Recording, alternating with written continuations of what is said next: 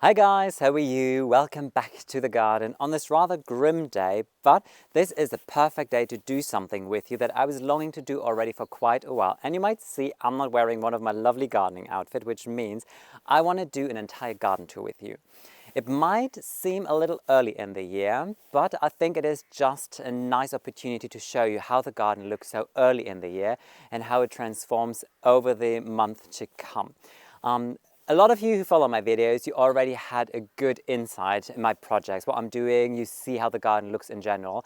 And I did already like a little planting underneath the walnut trees with hellebores. And I just want to show you basically how things are getting along and what excites me, what I think is good and nice, and also where I need to work at, because I think I'm quite good when it comes to having a good display in the garden throughout summer and autumn. But at this time of the year, there is still a lot of opportunity where I think I could really work on. You see, I'm standing at the main entrance of the house, which is actually facing to the back of the garden. So there is a driveway here. And this is one of those areas that I started quite early in the year together with you. This is my little pot garden, where I'm still very happy with. We had very frosty nights. So the hellebores, they went into the garden shed, I think for 10 days. Now today is the first day where I dragged them back out again. And in general, they're looking quite good. Some of their stems are still bent over, but towards the center of the plant, there's still a lot of new buds coming. So I'm really excited because I know there is an entire new display on its way. In general, all the other plants are looking very happy. Viola's looking good. The first hyacinth, they come to flower now in a really beautiful pink tone. And having hyacinth next to the main entrance is just beautiful, because then you have this really special aroma and fragrance just when you come out of the entrance door. And this is what I really love to plant, a lot of hyacinth next to the main entrance. Also, the moss container is still looking really nice and in shape. I watered them once or twice so far because we had roughly, I think, 2 weeks now without any rain at all. And this is one thing that you need to have an eye on if you have evergreens also in your containers. Try and give them water, because when they are planted in the soil, the roots can really go into the soil and still try and get up moisture. But once they are in the containers, that doesn't work anymore. If we just swing around a little bit here, you already get to see a next potting project is on its way. I went to the garden center and I found some really nice things here. So I found like this really cute little box sphere, some violas that really excited me, or pansies, those are no violas, really beautiful color. More hellebores, and they are bound to go into the landscape at one point because I thought they have a very beautiful color. And spring garden for me is really about all shades of blush and pink and white and very pale and delicate colors. So this is what I couldn't resist. Also the tulips, by the way, we just take a closer look here, they are looking really nice. Like last year I did a few tulips in pots and it just didn't really work, but this year, perfect. Even that one here, I was digging a little bit in there. You can't see anything yet, but they are on their way. So all of them are looking really nice. Couldn't be happier about it. So if we just take an entire look into the garden, this is the midsection of the garden, and then it opens up towards the back of the garden. And you see, I stripped back everything. So all of the perennials, all of the ornamental grasses, they're really stripped back to the bare bones now, and there is hardly anything. There are just a few things. Crocus is one of the plants that I personally love, but so do the vowels. And there's just one variety that the vowels haven't found yet, or that they don't like. Yellow ones are a complete disaster. I think at one point I planted around 500 yellow crocus, if I'm not wrong. And I think in total I have maybe 3 or 4 left.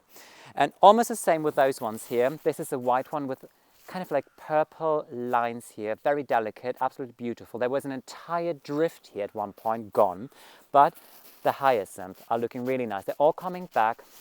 And there's Alfie, by the way, looking really dirty again. Oh my.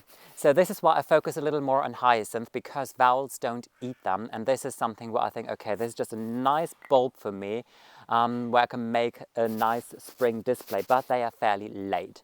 So it's definitely something to consider. If we just keep on walking into the garden, you see that especially the island bed is an area that is looking quite barren right now. So definitely this is an area that needs a lot of work and attention. I am very happy with the hellebores. So having planted the hellebores here, was definitely a nice idea, I think. I hope that they'll make it because hellebores in general prefer a little semi-shade condition, but they're an underplanting under the roses.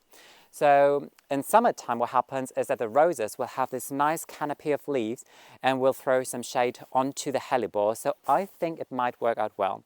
What I like as well, by the way, is that the hellebores, when the flowers spent, they change the color from white into a nice tone of blush, which you can see pretty well here. Basically, if you just take a look, I think this is also just a very nice thing about the hellebores. This is a variety called hellebore niger.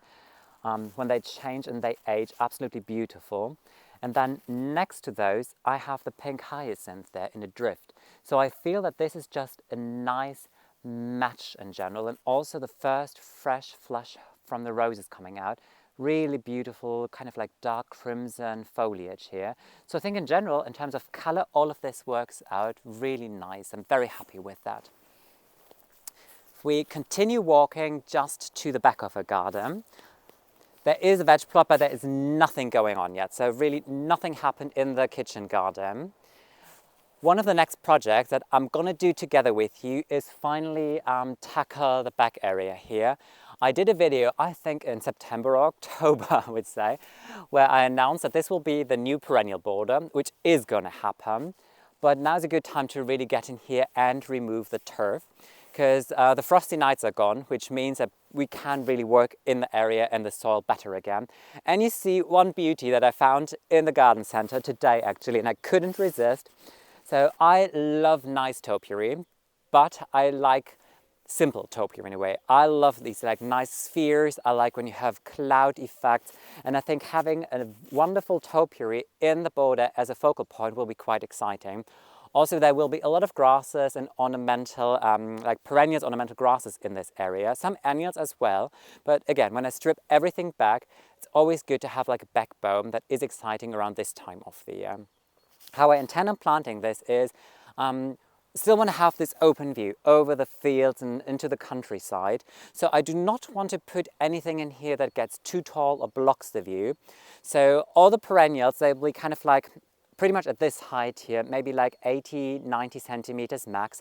Only one drift of Calamagrostis grass, which grows a little taller, and that kind of meanders behind that yew sphere here, because grass has an airy texture in general and doesn't really block a view. So I think there it is nice to have like this quite upright Calamagrostis grass growing in this area here. Because I also have a nice huge drift of the same grass in this perennial border here, actually 2 drifts. So I think it's just a nice idea to have to play with the same perennials, so everything starts to look a little more uniform and cohesive, and it just makes sense. This, by the way, is definitely a good example of like, I need to add more spring interest, because after I strip back everything, there is nothing. Here, there is literally nothing. Those lovely light pink hellebores that are still sitting on the driveway, they're bound to go back there because I have a spring tamarisks in there as well, which is going to flower light pink, I think in April, May time probably here. Really depending on your climate zone, it might start even earlier. What I want to do as well is I really want to amp up my game with snowdrops, because snowdrops really like the climate here. They thrive extremely well and they come so early. And the nice thing is when the snowdrops go over, you are left with a lot of foliage that turns yellow at one point, and that is not looking so nice. But then when they are in this perennial border, at one point the perennials are kicking in, and then they are covering all of those yellow leaves from the snowdrops. So I think that that might be a quite nice idea. If we just continue to this area, this is where I can actually show you the one and only crocus that always comes back year after year and looks nice. I wish I would remember where I bought it. I wish I could know what variety it is.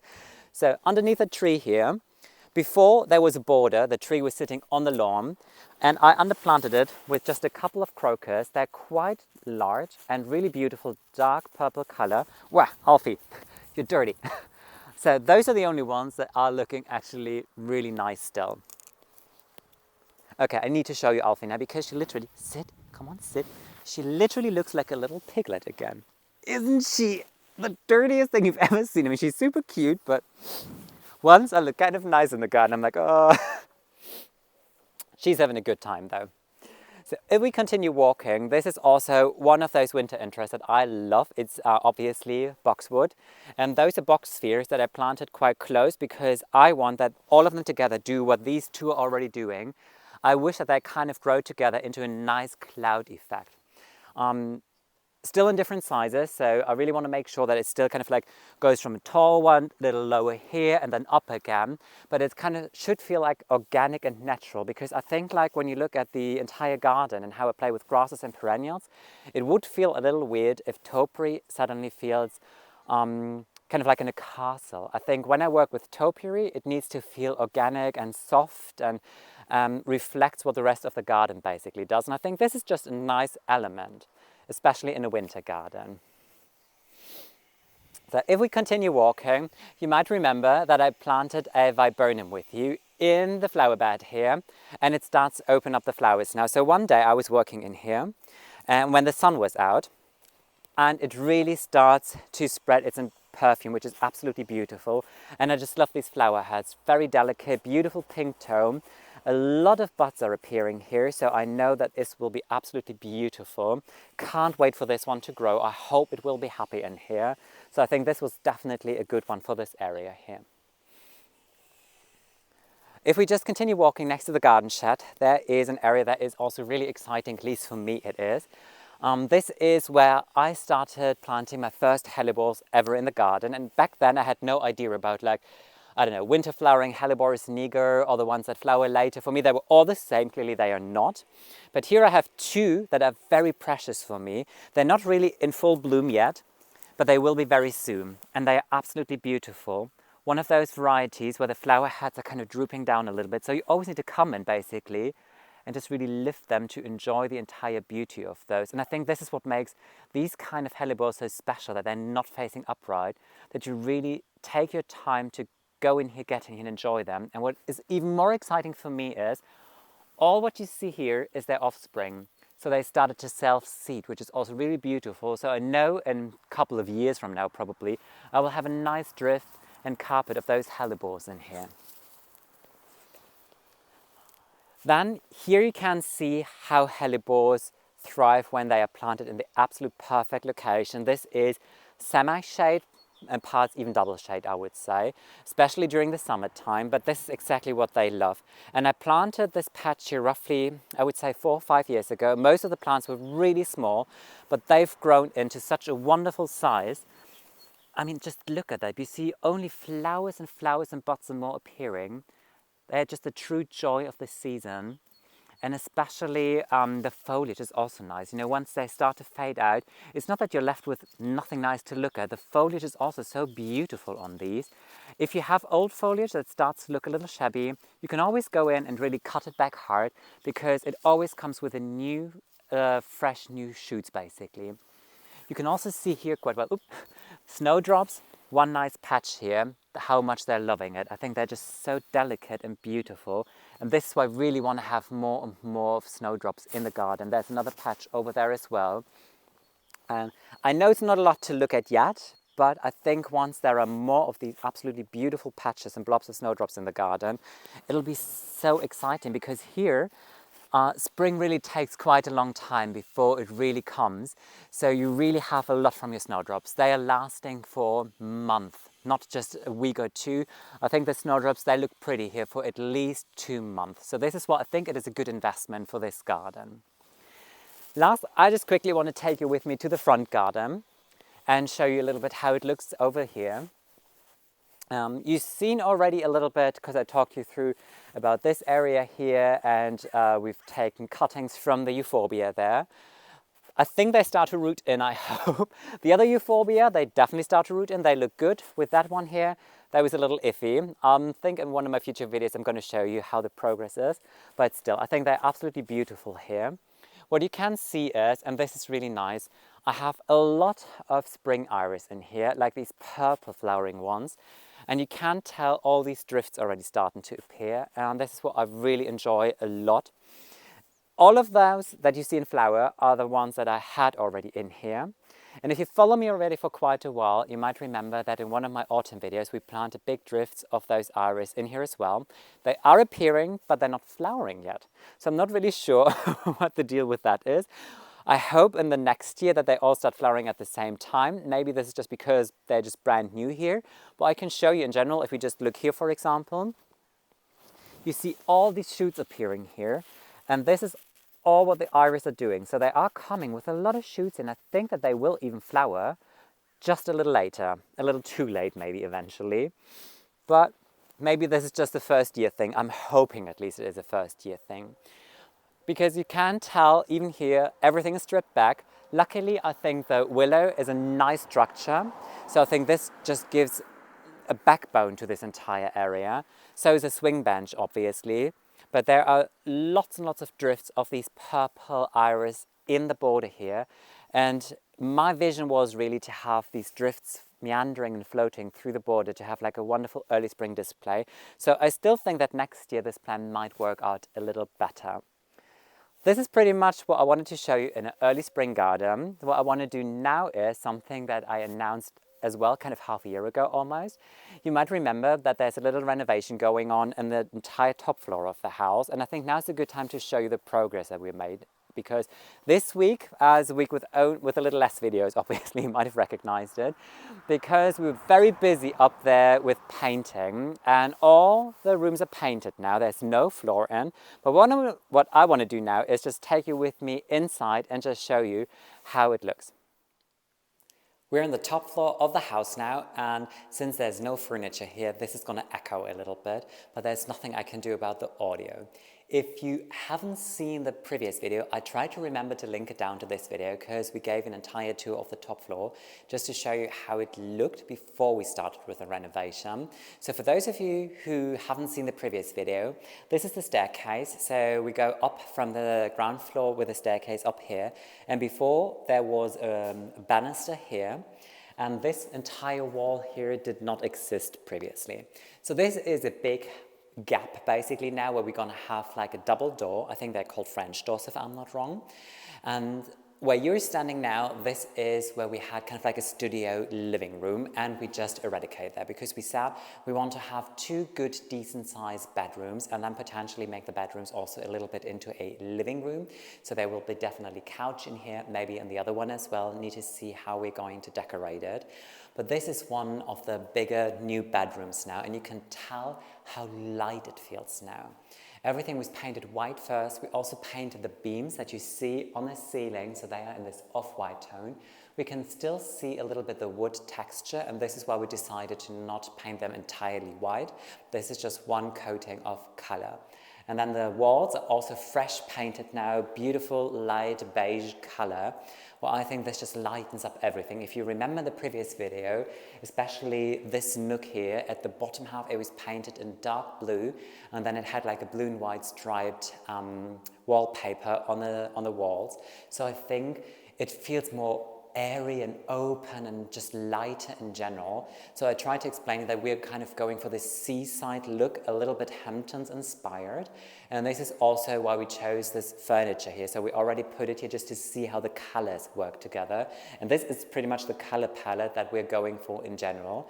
So we have these basket weave kind of like nightstands here with these lamps, so we really try and work with these chrome colors.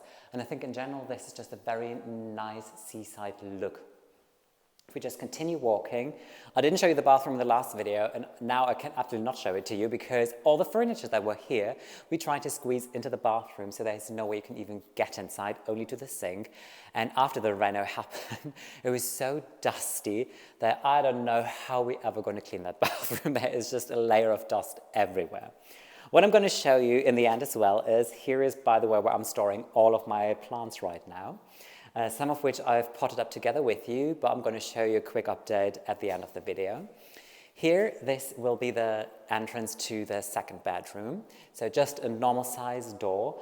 And these were initially 2 rooms, and now it really feels like one nice, long, big size room.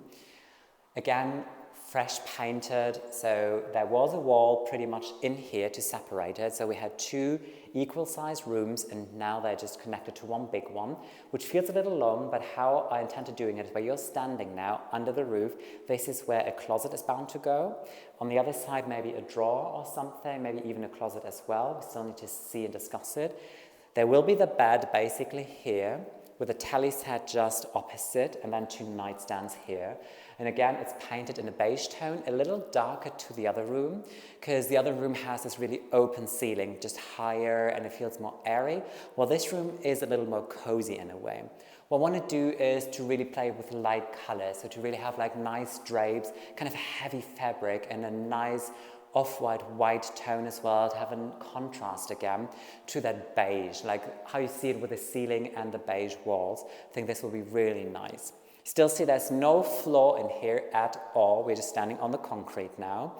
At one point, I think next week, the hardwood floors will get delivered, and then they need to sit here for 2 weeks, and then in roughly 3 weeks they will start with laying the hardwood floors, which is really exciting.